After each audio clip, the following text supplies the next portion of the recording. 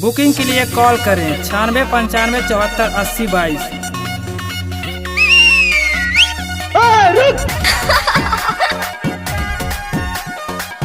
Mix by DJ Kuchan Dhurve. Mix by DJ Kuchan Dhurve. Mix by हो गया खड़ी मिलना कर ले लो पूरा से आड़ा बागल जान। बुकिंग के लिए कॉल करें 96 95 74 80 22। खड़ी मिलना कर ले लो पूरा से आड़ा बागल जान। खोली देले शीशा तनी करवा के देखबो चेहरा बागल जान।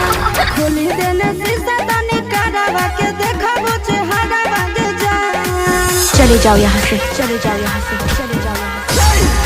तुम सिर्फ मेरी हो और किसी की नहीं हो सकती। हम दोनों के बीच अगर कोई आया तो समझो वो मर गया।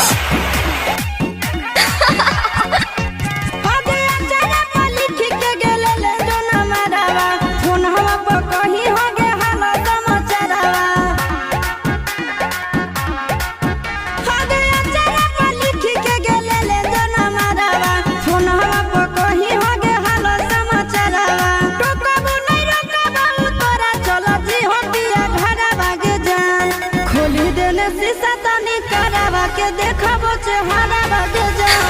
खोली देले शीशा तनी करवा के देखबो चेहरा बागे जान। डीजे कुचन धुर्वे।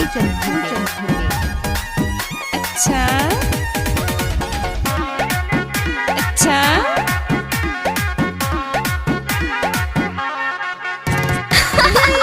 ससुरा के पर्दा ठेकाना मिले बो जहिया गेला रतो नहीं मनावा।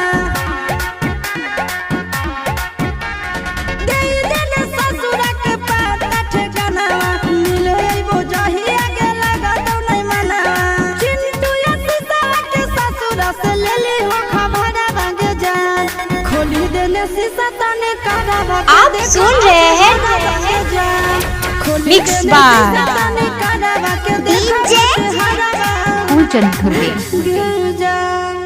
बुकिंग के लिए कॉल करें 96 95 74 80 22।